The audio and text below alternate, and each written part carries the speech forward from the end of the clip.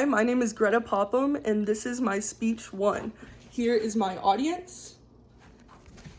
Okay, so today I'm talking about something that is important to my culture, and I chose Southern agriculture, specifically raising turkeys.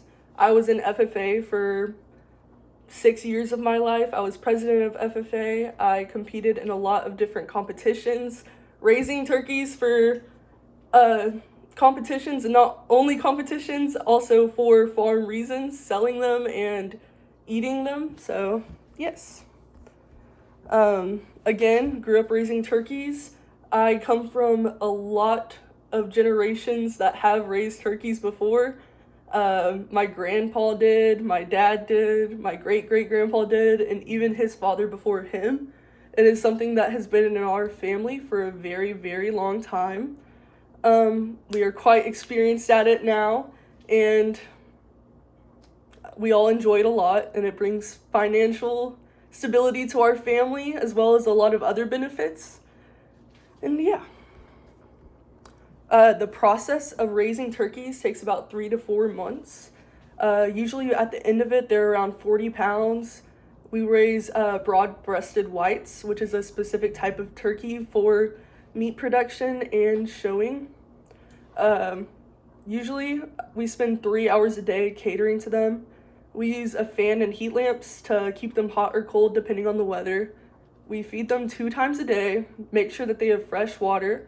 Usually we try to make some type of flow system to make sure that it's perfectly clean and safe for them to drink, because if it isn't, it causes sicknesses. We keep them safe from varmints, which is a big thing. Coyotes getting in, or raccoons, or anything to take them out. We've had dogs get in before, and it's been a whole big deal. We have to keep them safe from that. And we replace their bedding bi-weekly. That is also a very important step, so they do not get sick and anything like that. We have always consumed a lot of turkey meat and found many different ways to cook with it. We butcher our own turkeys, which is a very long process that me and my family usually make a whole big day out of. Me and my extended cousins and everyone comes down. First, we humanely decease the turkey, so we try to make it quick and make sure that everything runs smoothly. After they're dead, we dip them in boiling hot water a couple times to soften up the tissue. And then after that, we defeather them, which is just pulling the feathers off, which is a very long process. We take the skin off, and then we cut the breast out and the legs and whatever else we need, and then we store the meat for later. In conclusion, turkey farming is not conventional when you think of culture, but to me it is. It has taught me a lot of responsibility and hard work. I appreciate what it has done for me and my family. Considering that it has been in my family for so long, it is something that I am proud of and is part of my personal culture. It might not be a part of my heritage, but it is a part of my family lineage, and I would like to keep that going with my children and so on and so on. Thank you. Do y'all have any questions? Yes.